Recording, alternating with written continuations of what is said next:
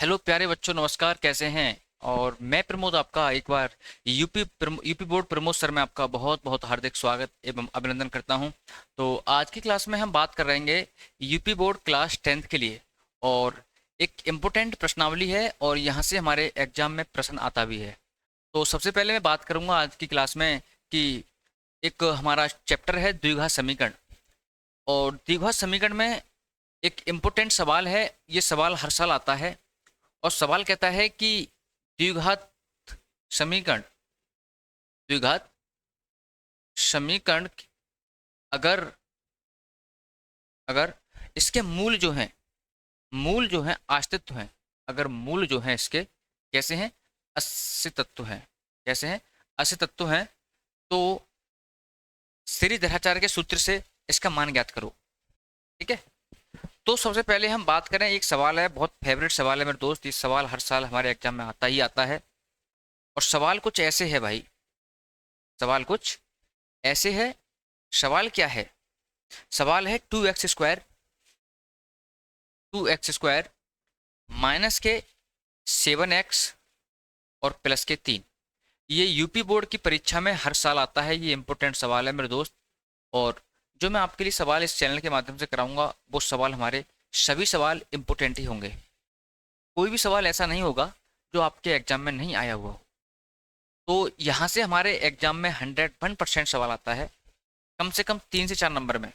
दे रखा होगा कि द्विघात समीकरण का प्रयोग करते हुए अगर इसके मूल अस्तित्व हैं तो द्विघाती सूत्र का प्रयोग करके इसके मूल ज्ञात करो। इसके मूल ज्ञात करो। तो सबसे पहले हमें क्या करना होगा, जब भी ये आ जाए कि द्विघात समीकरण के मूल अस्तित्व है, अब हम मूलों को अस्तित्व बता कैसे पाएंगे, कि कैसे पहचाने कि इनके मूल जो है अस्तित्व है। तो हमने एक बताया था आपके लिए, एक फॉर्मूला बताया था कि अगर डी का मान डी बराबर बी स्क्वायर माइनस के 4ac। हमें पता है मेरे दोस्त यहाँ ए का मान जो है कितना है। यहाँ ए का मान आप बताएंगे 2। मेरे दोस्त बी का मान कितना है आप बताएंगे सर -7। और सी का मान कितना है 3 है। अब इस सूत्र में लगा दो भाई, डी बराबर बी स्क्वायर। भाई बी का मान है हमारे पास -7 और -4। और ए का मान कितना है हमारे पास 2 है। और सी का मान कितना है हमारे पास 3 है। अभी हम इस सूत्र के माध्यम से केवल ये पता करेंगे कि इसके मूल अस्तित्व हैं या नहीं है। अगर मूल अस्तित्व होंगे तो हम द्विघाती सूत्र का प्रयोग करके, यानी श्रीधराचार्य का सूत्र लगा करके हम आसानी से इनके मूल ज्ञात कर सकेंगे। आपके पास इंट्रो सेक्शन में दे रखा होगा कि द्विघाती समीकरण का प्रयोग करके अगर इसके मूल अस्तित्व है तो इसका मान ज्ञात करो। तो हमने क्या बताया था सर? पहले से हमें चेक करना है कि अस्तित्व है। सत्तू सत्तू 49 होते हैं और -4 दूनी 8 दिया 24। अगर हम 49 में से 24 घटाएं भाई तो ये बचेंगे हमारे पास कितने? 25। कितने? 25। 9 में से 4 के 5 बचे और 4 में से 2 गए, यानी डी का मान आ गया हमारे पास 25। क्या कोई बता सकता है, कोई भी स्टूडेंट्स हमारा, कि ये डी का जो मान आया है 25 ये आश्रित होगा या नहीं? तो आपका आंसर आना चाहिए कि सर ये आश्रित होगा। मैंने एक कंडीशन लिखाई थी, आश्रित तभी होगा जब डी का मान या तो 0 से बड़ा आ जाए या फिर डी का मान 0 के बराबर आ जाए।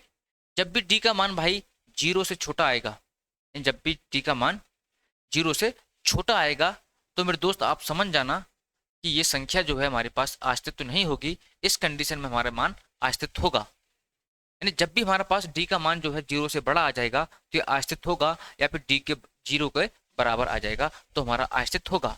जब अस्तित्व है तो हमें इसके मान ज्ञात करने श्रीधराचार्य का सूत्र लगा करके। श्रीधराचार्य का सूत्र होता है x बराबर के माइनस के B plus minus √b square minus के 4ac अपॉन 2a। भाई लगाइए मान।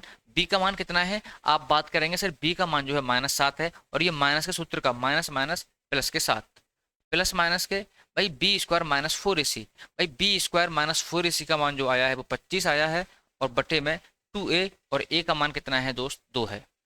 इस प्रकार मैं बात करना चाहूँ 7 प्लस माइनस के 25 का वर्गमूल 5 होता है और 2 दूनी 4। तो द्विघाती सूत्र का प्रयोग करके हमारा जो मान आया है वो 7 प्लस माइनस के √5/4। आप इसे और बढ़ा सकते हैं, एक बार 5 ऐड कर दीजिए, एक बार 5 घटा दीजिए। इस प्रकार से हमारा यहाँ से 2 से 3 नंबर का प्रश्न भाई कंप्लीट होता है, क्योंकि ये हर साल हमारे एग्जाम में देखने को मिलते हैं। तो हमें पता होना चाहिए कि समीकरण के अगर मूल अस्तित्व है तो हम इस प्रकार से इस सवाल को निकाल पाएंगे। ठीक है भाई, इस सवाल को अगर आप नोट करना चाहें तो नोट कर सकते हैं, समझना चाहें समझ सकते हैं। मैं आपके लिए 2 मिनट दूंगा, सॉरी 1 मिनट दूंगा आपके लिए, आप इसका स्क्रीनशॉट ले सकते हैं। ठीक है, आगे सवाल देखते हैं, मोस्ट इंपोर्टेंट सवाल कराएंगे जो आपके परीक्षा को देखते हुए आने की पूर्ण संभावना है। ठीक है, आप इसका स्क्रीनशॉट ले सकते हैं भाई। अगला सवाल देखिए भाई, अगला सवाल क्या है।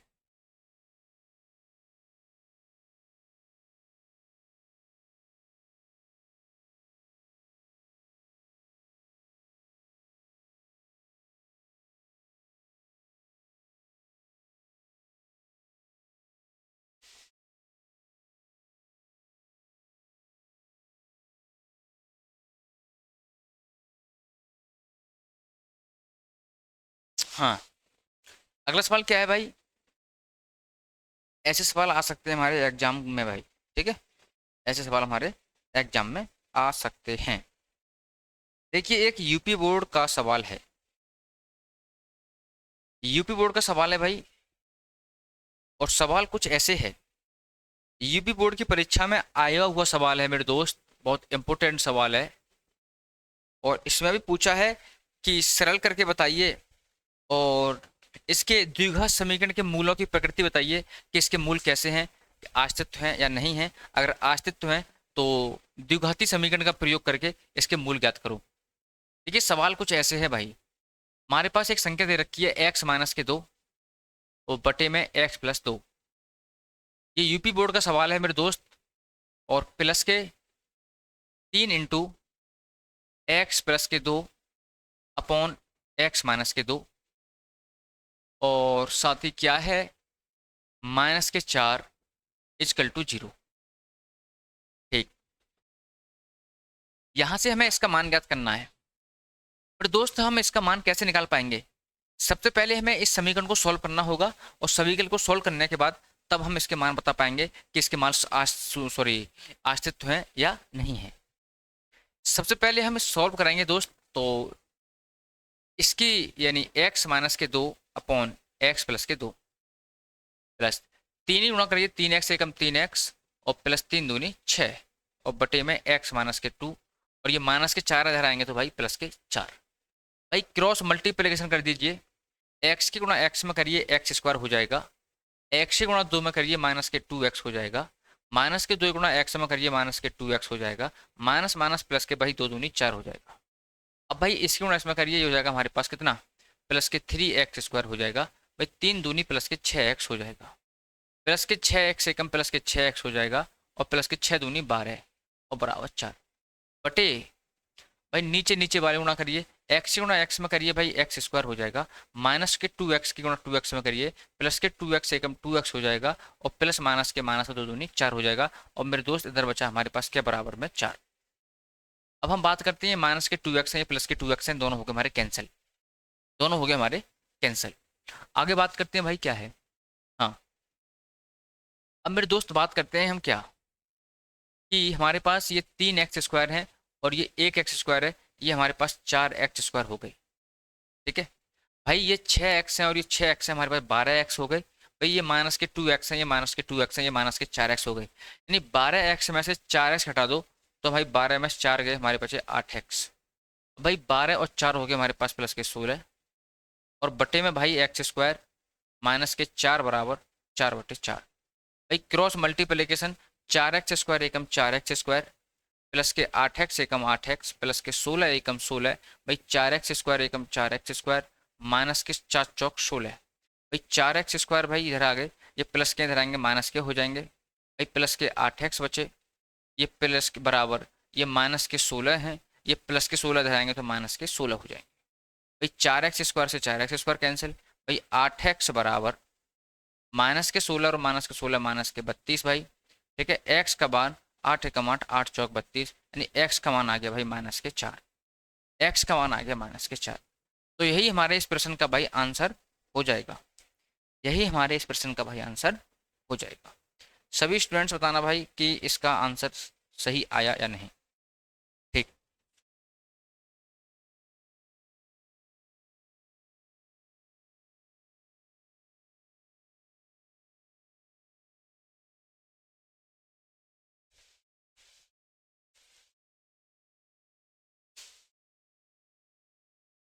हाँ 4 ही आ रहा है भाई, बिल्कुल करेक्ट आंसर है हमारा। एक्स का मान जो है हमारा बिल्कुल 4 आ जाएगा। तो यही पूछा है हमसे, और यूपी बोर्ड की परीक्षा का ये पूछा गया प्रश्न है। और आपको पता होना चाहिए कि अगर इस प्रश्नावली से अगर कोई भी सवाल आया तो आप छोड़ के ना आएंगे। ठीक है, आप अगर उतार सकते हैं तो उतार सकते हैं, इसका स्क्रीनशॉट लेना चाहें तो स्क्रीनशॉट भी ले सकते हैं।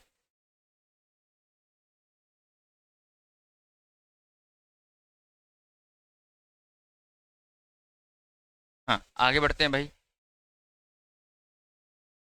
ये यूपी बोर्ड की परीक्षा का भाई पूछा गया प्रश्न है। अब वही प्रश्न कराऊंगा मैं आपके लिए इस चैनल पर, जो आपके 100% गारंटी के साथ आपके एग्जाम में हर साल आता है और अब के भी आएगा।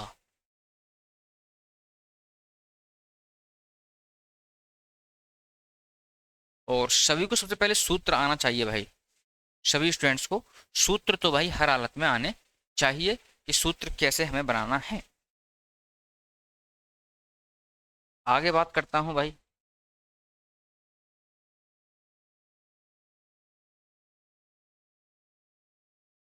हम्म, आगे देखिए दोस्त।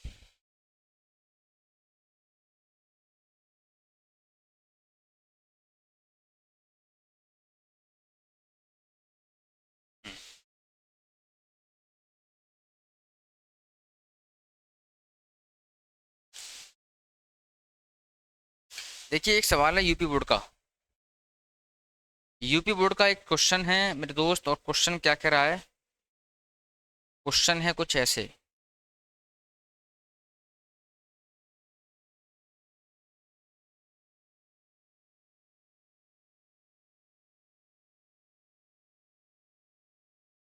क्वेश्चन है मेरे दोस्त, के एक्स स्क्वायर माइनस के 2√5 के एक्स और प्लस के 15 बराबर 0।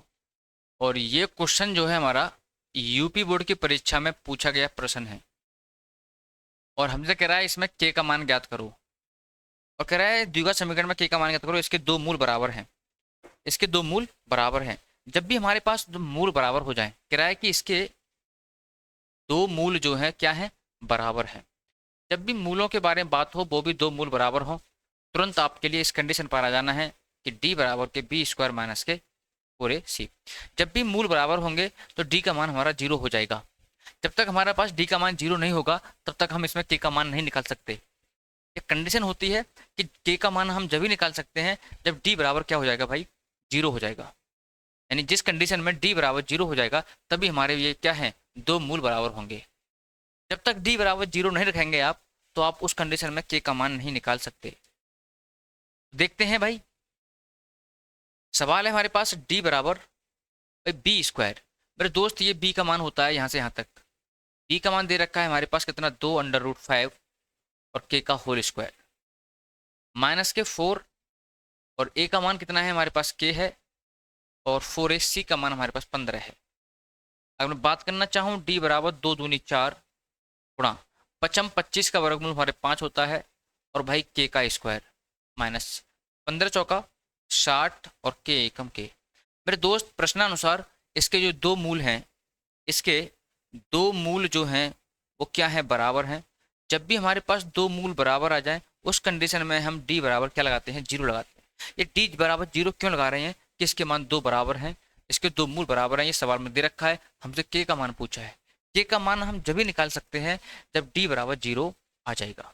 डी बराबर जीरो आ जाएगा उस कंडीशन में हम क्या करेंगे भाई, देखिए डी बराबर जैसे ही मैं जीरो लगाऊंगा, जैसे ही मैं डी बराबर जीरो लगाऊंगा तो जीरो बराबर यहाँ कितना है, 4×5 = 20 के स्क्वायर, 20 के स्क्वायर माइनस के 60 के, माइनस के 60 के। भाई देखिए यहाँ से और यहाँ से क्या चीज़ कॉमन है, मैंने मान लिया मेरे दोस्त यहाँ से के कॉमन है, या माइनस के ये 60 के इधर आएंगे तो भाई प्लस के 60 के हो जाएंगे, प्लस के 60 के हो जाएंगे। बराबर बचेगा भाई 20 के स्क्वायर, 20 के स्क्वायर। भाई देखिए जीरो से जीरो काट दीजिए, दो एकम तो दो तिया 6, यहाँ बचा 3 के। मेरे दोस्त यहाँ क्या बचा, एक के स्क्वायर, के स्क्वायर। भाई के कितनी है, दो के है, तो मैंने दो के लिख लिया भाई, के एकम के, यानी के का मान कितना आ गया, 3 आ गया, के का मान 3 आ गया। हमसे के का ही मान पूछा है, तो के का मान हमारा कितना आ गया, 3 आ गया। तो इस प्रकार के प्रश्नों को हम जैसे ही हमारे पास दो मूल बराबर आ जाएं और के का मान पूछे तो हम डी बराबर 0 रख देंगे, क्योंकि दो मूल हमारे बराबर हैं। उस कंडीशन में हम के का मान तभी निकाल पाएंगे जब हम डी का मान 0 रख दें। ये भी बहुत ही इंपॉर्टेंट सवाल था, यूपी बोर्ड की परीक्षा में भाई आए हुआ सवाल है। मैं तो कहूँगा सभी स्टूडेंट से अगर आपने हमारे इन सवालों को कर लिया तो आपकी नैया पार हो जाएगी, यानी आप एक अच्छे नंबर से पास हो जाएंगे और अच्छे नंबर लेके भी आएंगे। ठीक है, हाँ बिल्कुल। आगे बढ़ते हैं भाई, आप इसे नोट करना चाहें तो नोट भी कर सकते हैं।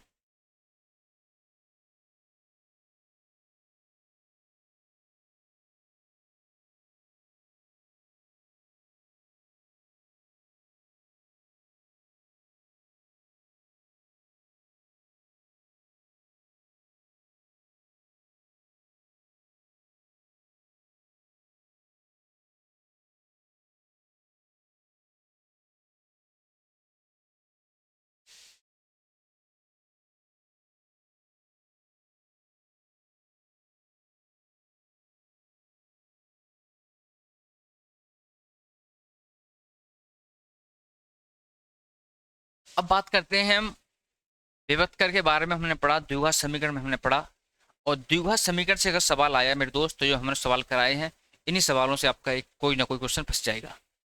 अब मैं क्लास को इतना ही बड़ी दिखाऊंगा, ज़्यादा बड़ी नहीं दिखाऊंगा। और नेक्स्ट क्लास में मैं आपके लिए लेकर रहा हूँ समांतर श्रेणी, जो कि समांतर श्रेणी आपके एग्जाम को देखते हुए बहुत ही इंपॉर्टेंट प्रश्नावली है, जहाँ से आपके एग्जाम में कुछ ना कुछ प्रश्न भाई समांतर श्रेणी को देखने को मिलते हैं। तो कल की क्लास हमारी रहेगी समांतर श्रेणी की। तो सभी स्टूडेंट्स भाई हमारी क्लास को ज़्यादा से ज़्यादा लाइक करें, कमेंट करें, शेयर करें, और जितने भी आपका फ्रेंड सर्कल है उस सभी में ये वीडियो भेजें। जहाँ तक कि आपके अगर कोई रिश्तेदार भी अगर तैयारी कर रहा है, हाई स्कूल में पढ़ रहा है, तो वहाँ तक भी इस वीडियो को ज़्यादा से ज़्यादा शेयर करने की कोशिश करें। ठीक है, तो भाई कल मिलते हैं नेक्स्ट क्लास में। और कल की क्लास में मैं लेकर आ रहा हूँ आपके लिए समांतर श्रेणी। क्या लेकर आ रहा हूँ? समांतर श्रेणी। तो कल की क्लास के लिए भाई तैयार रहें, और कल की क्लास में मैं आपके लिए समांतर श्रेणी लेके आ रहा हूँ। और समांतर श्रेणी को मैं बताऊंगा कि एक्चुअल समांतर श्रेणी क्या होती है और इसकी ज़रूरत क्यों पड़ती है। ठीक है, तो जो जो इम्पोर्टेंट सवाल होंगे वही करा दूंगा। अब आप कहें कि सर हर एक सवाल को करा दीजिए, वो संभावना नहीं है। मैं बस वही सवाल कराऊंगा जो मेरी दृष्टि को देखते हुए, यानी मेरी आंखों से जो पता है कि ये सवाल 100% आएगा, तो मैं वही सवाल कराऊंगा, बाकी सवाल नहीं कराऊंगा। ठीक है, मुझे पता था कि इस द्विघात समीकरण से ये संभावना बन सकती हैं, तो मैंने कल आपके लिए सारे फॉर्मूले लिखाए, आज कुछ सवाल थे वो कराए। ठीक है, कल मैं आपके लिए फिर फॉर्मूला लिखाऊंगा समांतर श्रेणी के, और उस फॉर्मूला के माध्यम से हम जानेंगे कि समांतर श्रेणी क्या होती है, और एनवा पद यानी ए एन का मान क्या होता है, एन का मान क्या होता है, ए एन कहाँ लगाते हैं, एस एन कहाँ लगाते हैं, और एल क्या होता है। ठीक है, और कुछ कुछ श्रेणी हमारी माइनस में आती हैं, और उस प्रकार से हम कुछ जगह हम कंफ्यूज हो जाते हैं कि डी का मान कैसे निकालें। तो कल की क्लास में मैं आपके लिए बिल्कुल एक्चुअल डाटा के साथ बताऊंगा कि हम कैसे समांतर श्रेणी को सॉल्व करेंगे। अगर आपने मेरे साथ समांतर श्रेणी पढ़ ली तो जिंदगी में आप समांतर श्रेणी कभी नहीं भूलोगे। तो कल के लिए, कल की क्लास के लिए तैयार रहें। तो आज के लिए भाई इतना ही काफ़ी है, मिलते हैं कल नेक्स्ट वीडियो में।